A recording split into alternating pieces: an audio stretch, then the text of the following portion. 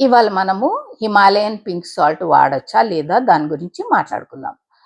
ఆహ్, ఈ మధ్య సోషల్ మీడియాలో చాలా అందరూ హిమాలయన్ పింక్ సాల్ట్ చాలా న్యాచురల్, ప్యూర్ ఎక్కడి నుంచో తెప్పిస్తారు. అది చాలా మంచిదని చాలా ప్రమోట్ చేస్తున్నారు. నిజంగా అదంత మంచిదా?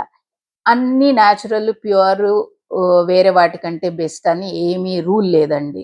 ఇప్పుడు మీరు మన కామన్ అయోడైజ్డ్ సాల్ట్ తీసుకున్నారనుకోండి. దాంట్లో 98% సోడియం క్లోరైడ్ ఉంటుంది.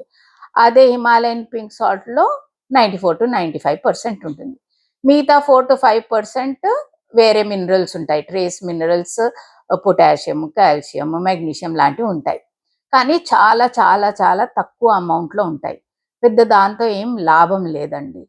ఆహ్, ఎందుకంటే అవి వేరే ఆహార పదార్థాల్లో మనం ఈజీగా తెచ్చుకోవచ్చు. ఆహ్, national institute of nutrition and ICMR ఏం చెప్తుందంటే మన ఇండియన్ డయట్స్‌లో అయోడిన్ చాలా తక్కువుంటుంది ఆర్ ఉండదు.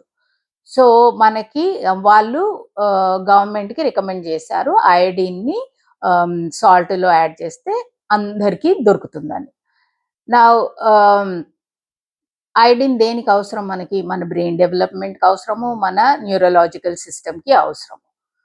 అండ్ మనకి థై హైపోథైరాయిడిజం రాకుండా, గాయిటర్ రాకుండా ప్రివెంట్ కూడా చేస్తుంది.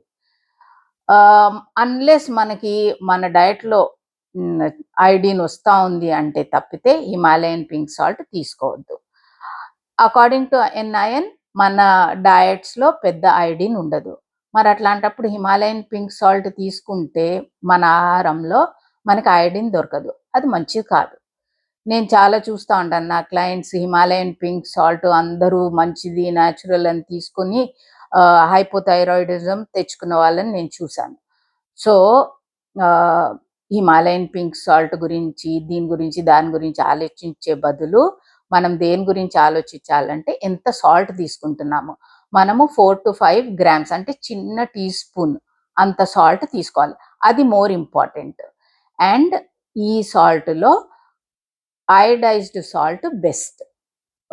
ఎన్ఐఎన్ ప్రకారం కానీ, ఐసీఎంఆర్ ప్రకారం కూడా ఫోర్టిఫైడ్ అయోడైజ్డ్ సాల్ట్ విచ్ అన్ని సూపర్ మార్కెట్‌లో దొరుకుతుంది.